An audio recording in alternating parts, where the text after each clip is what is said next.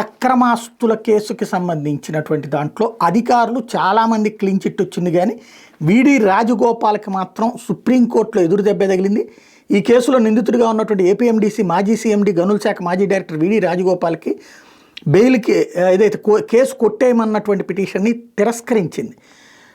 ఇందులో కొట్టేయాలని కోరుతూ ఆయన సమర్పించిన 2 పిటిషన్లను కొట్టేసింది.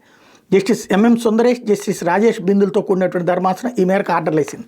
ఆయన అధికారంలో ఉన్నప్పుడు నిందితులు N Shankar Narayana A8, Y S Jaganmohan Reddy A1, J J Reddy A4లతో కుమ్మక్కై రఘురామ్ సిమెంట్స్ లిమిటెడ్కి, ప్రస్తుతం Bharatiya cements corporation private limited, Yerraguntla Kamalapuram మండలాల్లో అక్రమంగా సున్నప్రాయ గనులు కేటాయించినట్టు సిబిఐ పేర్కొంది.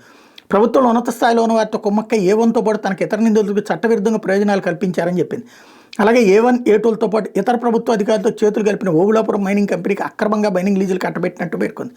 అయితే తనపై సిబిఐ నమోదు చేసిన కేసులో తదుపరి విచారణ చేపట్టడానికి సిఆర్పిసి సెక్షన్ 197, అవినీతి నిరోధక చట్టంలోని సెక్షన్ 19(1) కింద సంబంధిత అధీకృత వ్యవస్థ నుంచి అనుమతులు తీసుకున్నందున వాటిని కొట్టేయాలంటే వీడి రాజగోపాల్ హైకోర్టును ఆశ్రయించారు. ఆయన క్వాష్ పిటిషన్ కొట్టేస్తూ హైకోర్టు 2018 నవంబర్ 16 తీర్పిచ్చింది.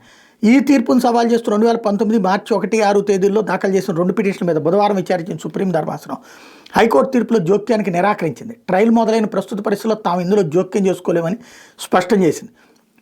వీడి రాజగోపాల్ క్వాష్ పిటిషన్ మీద 6 ఏళ్లుగా స్టే లేకపోయినా ఎందుకు ట్రయల్ ప్రారంభించలేదని సుప్రీంకోర్టు న్యాయమూర్తి జస్టిస్ సుందరేష్, జస్టిస్ రాజేష్ బిందల్ బుధవారం సిబిఐ తరపున హాజరైన న్యాయవాదిని ప్రశ్నించారు. అవినీతి నిరోధక చట్టం కింద నమోదైన ఈ కేసు ఇన్నేళ్ల నుంచి ఎక్కడికో వేసిన గొంగళ అక్కడే ఎందుకుంది అని ప్రశ్నించినటువంటి పరిస్థితి.